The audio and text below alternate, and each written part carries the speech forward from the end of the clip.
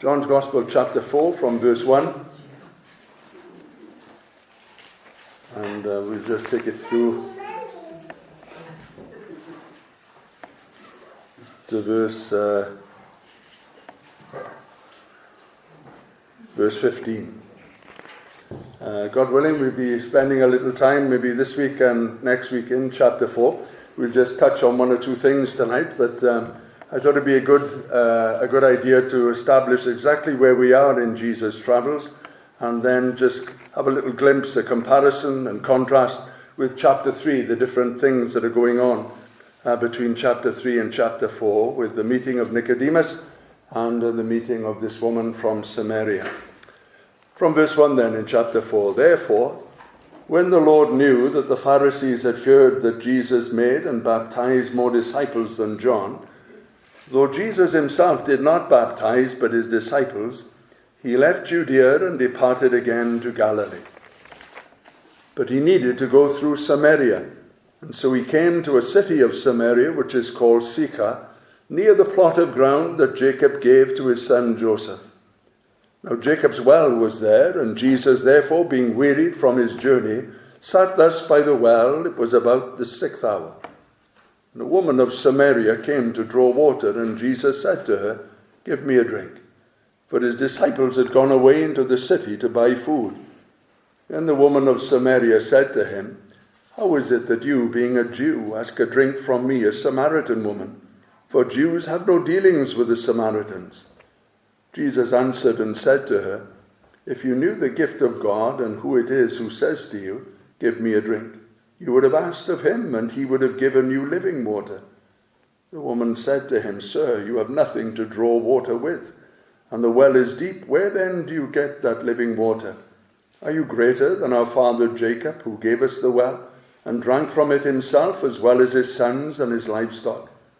Jesus answered and said to her, "Whoever drinks of this water will thirst again, but whoever drinks of the water that I shall give him will never thirst.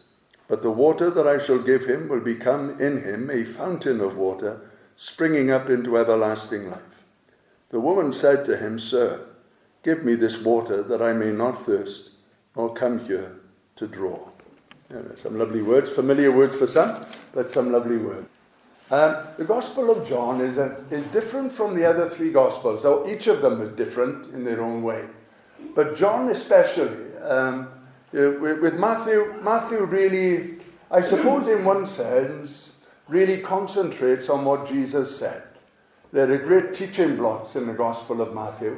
And so he talks to us about what Jesus said. But Mark, on the other hand, really talks about what Jesus did. He emphasizes that. So some of the great teaching blocks that Matthew spoke of, Mark doesn't even mention. He doesn't even go into the birth of Christ. Doesn't touch that at all. Nothing at all. He just starts at the baptism, or water baptism of John, his ministry, and off he goes. Luke does a combination of both what Jesus said and what Jesus did. And then when we come to what John does, John is complete. He's not talking about what he said, what he did, or a combination of both. He's talking about who Jesus is. And so whilst he doesn't talk about the birth of Christ, he makes it quite clear that the Christ of God is the eternal Son. And so from the outset, he brings in this wonderful message concerning Christ. There are numerous titles that he gives him throughout the whole of the book, and there's only 7 signs or miracles that's recorded personally in the Gospel of John that Christ did. If I remember correctly, he gives him 7 titles as well. He loves this number 7. But the Gospel itself is built up around a particular festival, the Passover festival. And he takes 3 Passover festivals to build the life of Christ or his ministry around these 3 periods. And so his concentration is not like the other 3 Gospels. They concentrate on the Galilean ministry, of what he did in Galilee. John concentrates on what he did in Judea, but especially Jerusalem. And so John builds this wonderful story about the life of Christ or the ministry of Christ, but he talks about the ministry around Judea, Jerusalem, with singular visits, just going out to Galilee and then coming back again, and then some things going on. he rarely talks in the sense of Christ preaching great sermons. Much of John's gospel is personal conversation. So even when John the Baptist, you think, is preaching, in all the other accounts, in John's gospel, John is in conversation. He's not preaching, he's talking.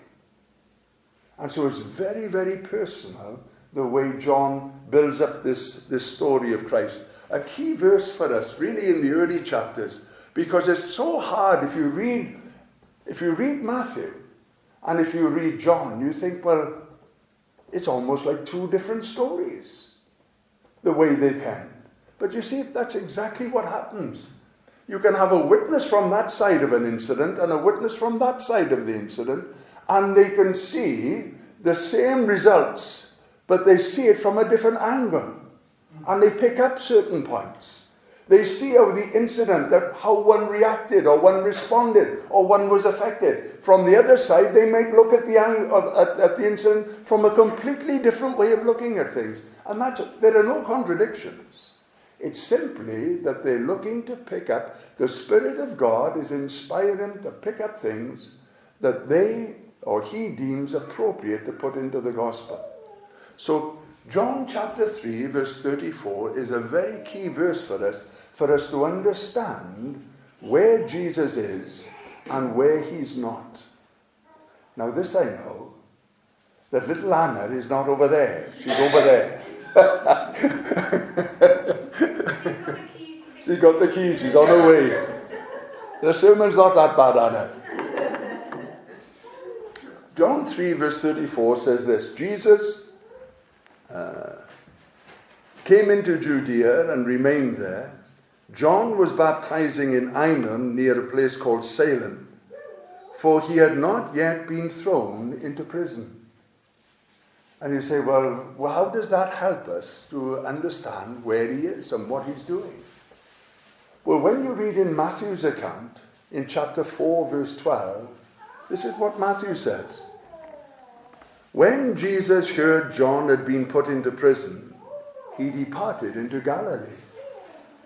And so what we can deduce from that, you say, well, why are we going this way? It's important to understand where we are in this gospel account here. At this present time that we're reading here, John has not been put into prison, and therefore, according to Matthew, his ministry in Galilee had not started yet. So he hasn't met the disciples for the second time yet. In Matthew chapter 4, he hasn't met them yet.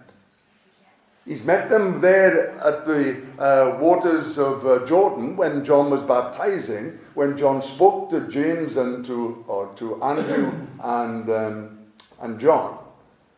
And so from there he met Peter, he met Philip, he met Nathanael, but he hasn't met them the second time round yet. He's been concentrating with just singular visits into Galilee and back out again, in and out. So that even by the end of chapter 4, his ministry in Galilee has not yet commenced, which is quite amazing when you think of it. It says at the end of the gospel account in chapter 4 of John's gospel, it says this: this is the second sign that Jesus did when he was in Galilee. Well, we know that when he was in Galilee, after meeting Peter, there were miracles on the left and on the right. He was firing on all pistons. And so we come to this point that his ministry is centered in Judea, but especially Jerusalem, and he is speaking to what we would call the southerners. He is not speaking to the Galileans, who always seem to receive him with open hearts and open arms. He's speaking to the southerners, who became soon very suspicious of some of his statements and of some of his actions.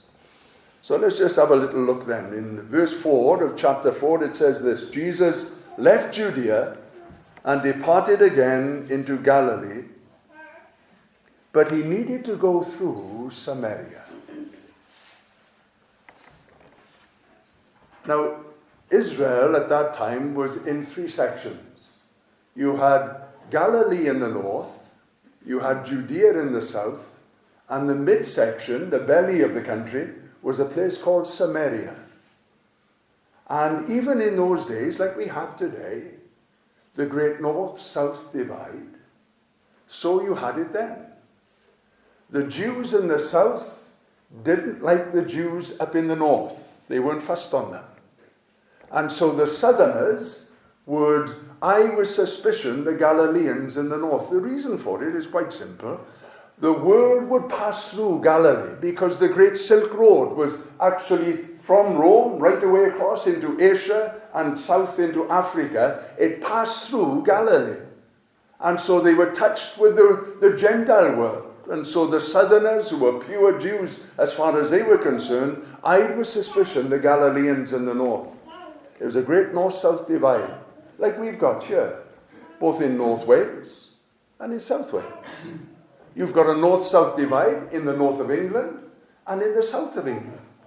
Exactly the same in the land of the Jews. But there was an even greater division between the Jews in the south and the Galileans in the north with the Samaritans. That went back centuries. A bitterness that was there, and anger. As far as they were concerned, the Samaritans were not pure blood. They were impure blood.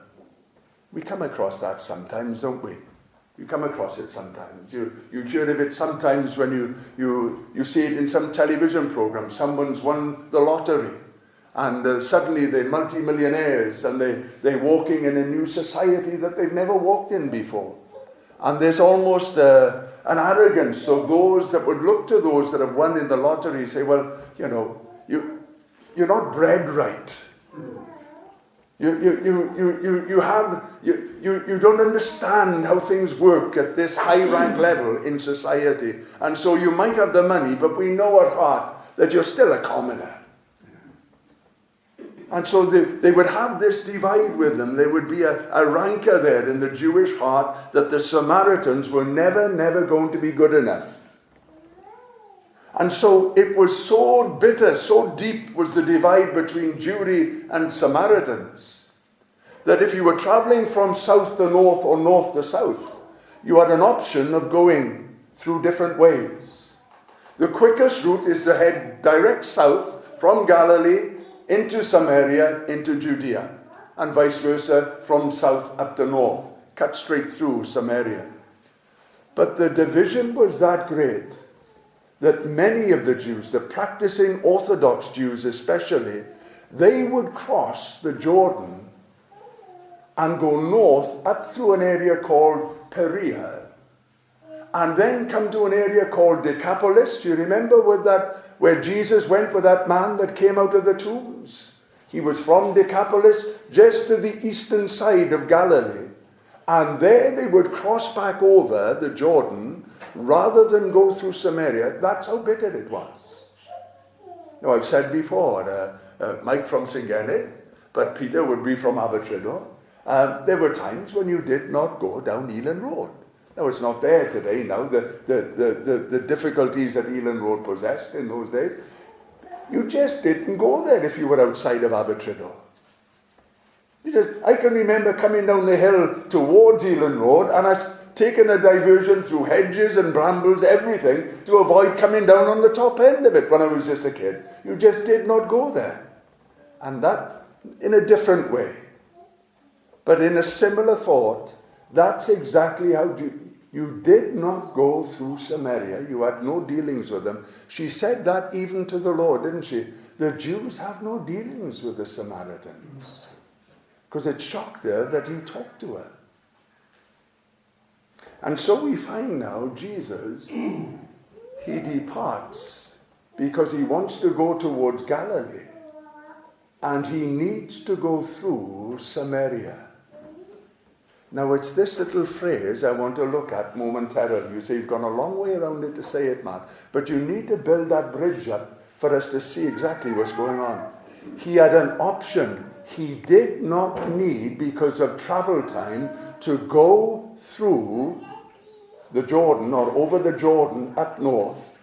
There was the impetus, the emphasis is not that he had to go through Samaria because there was no other way.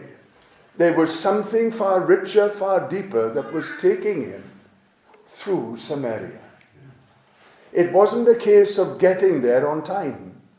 For we find that later on in the account that's given, that Jesus stays with the Samaritans for 2 days.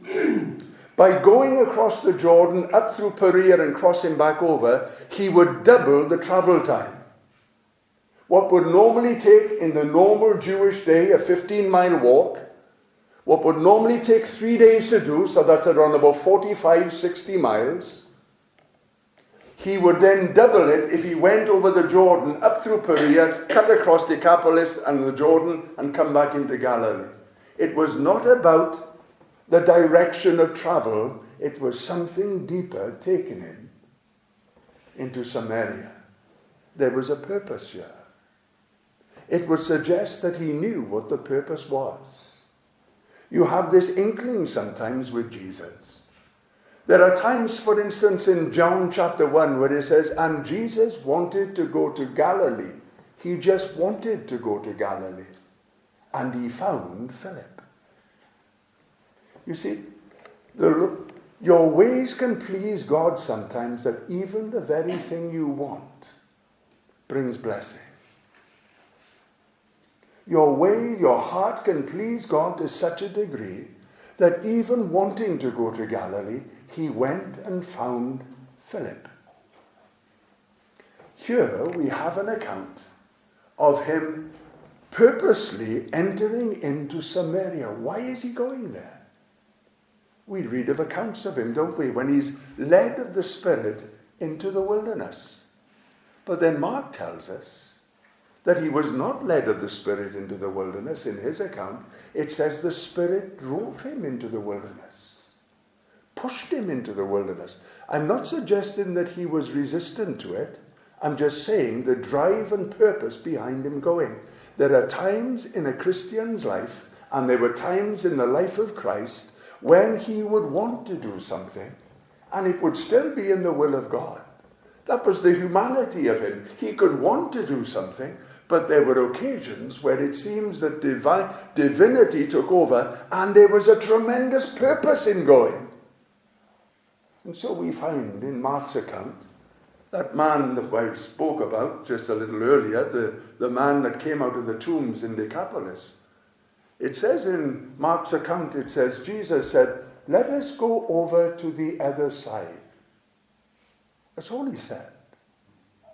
And then it says they got into the boat, and whilst in the boat a great storm arose, and the wind and the sea and the waters came into the boat. And it says that Jesus rebuked the wind and said to the sea, peace, be still. Had he detected that something was trying to stop him going over there? Why was he going? What was going to meet him when he was over there? It was something so special that when you say he rebuked the wind, it would seem that something had raised the wind up then, doesn't it? What was it, or who was it that he was going to see?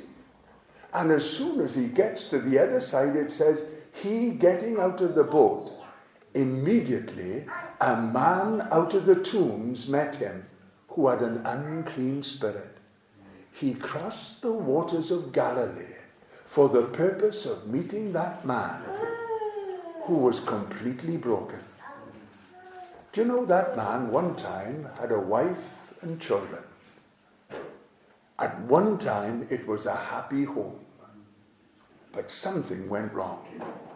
We don't know what it was, but he ended up a man that was so broken, so shattered, so broken in spirit that he would, in the end, he left home. He was that bad.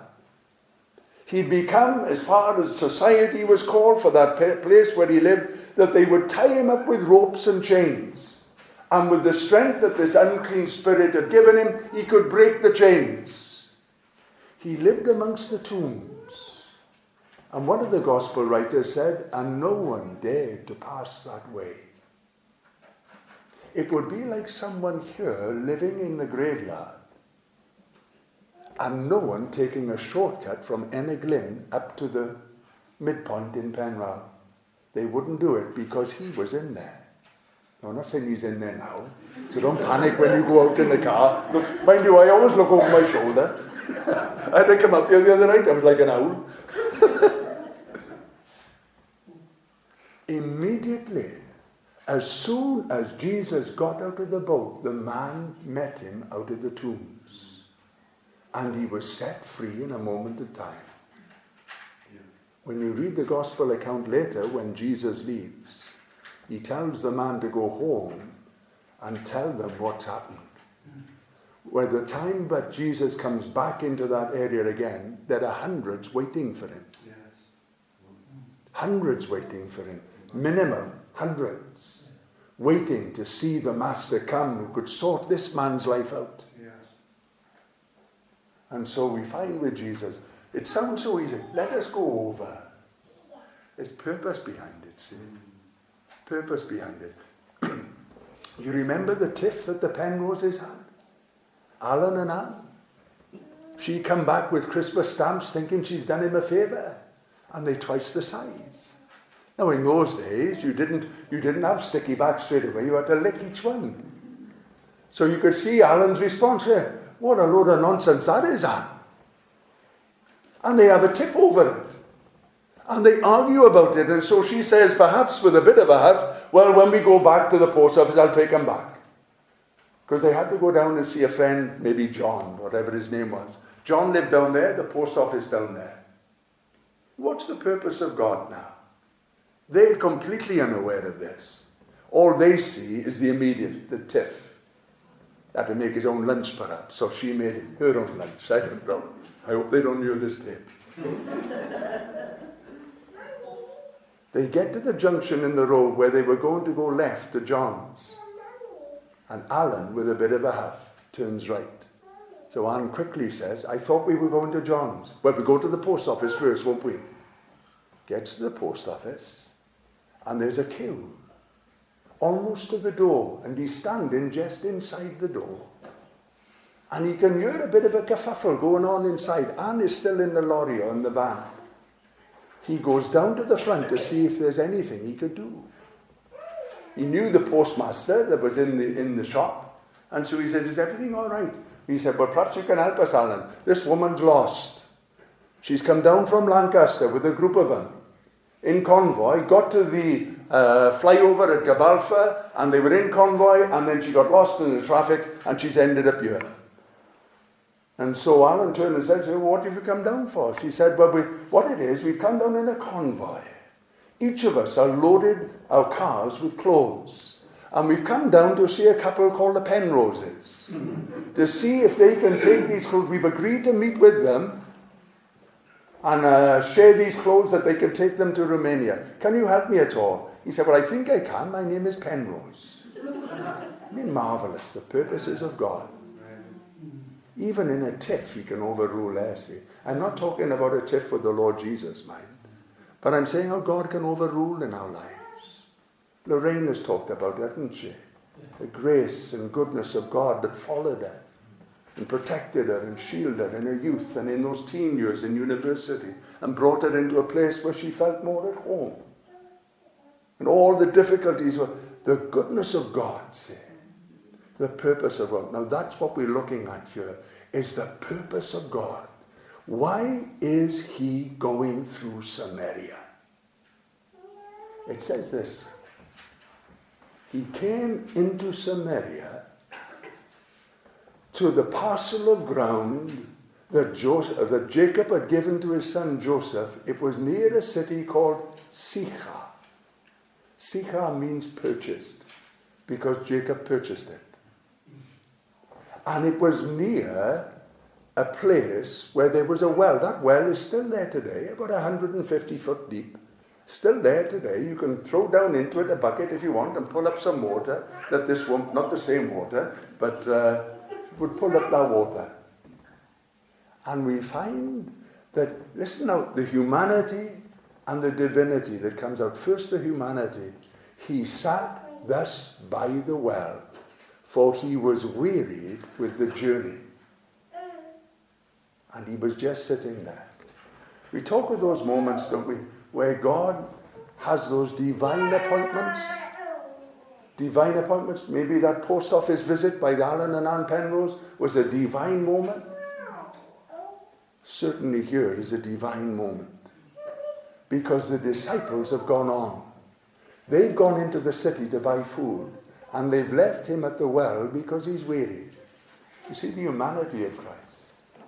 We find him when he's in the wilderness that he's hungry. He's a man. We find him on the boat that he is tired and he sleeps. He's a man. We find him on different occasions as standing at the grave of Lazarus and he cries. Why? He's a man.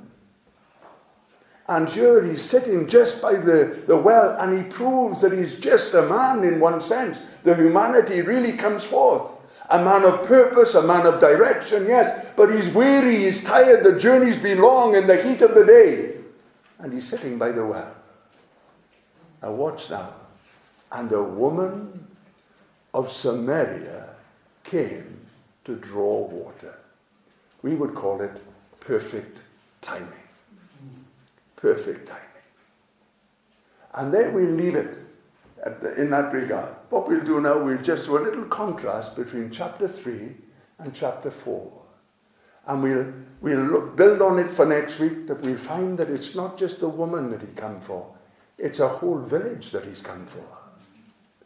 And when he tells the disciples to look up and see that the fields are white for harvest, he's breaking the racism bar that was going on there. Because as they lifted their heads to look toward the fields, the city that she was coming from was coming down the road. And he was saying to them, these are the people that I want you to bring into the church. I want you to look at these people. You might hate them, you might despise them. John, you've even said that you want fire to come down out of heaven to consume them. But these are the people. And so he's there for one woman, yes, but he knows this one woman can turn a city upside down. Yes. Now let's have a little look at the contrast between the two. Chapter 3, we looked at it the other week, Nicodemus. Let's look at the different contrasts that go on. Chapter 3 is about a man named Nicodemus. Chapter 4 is about a woman that has no name.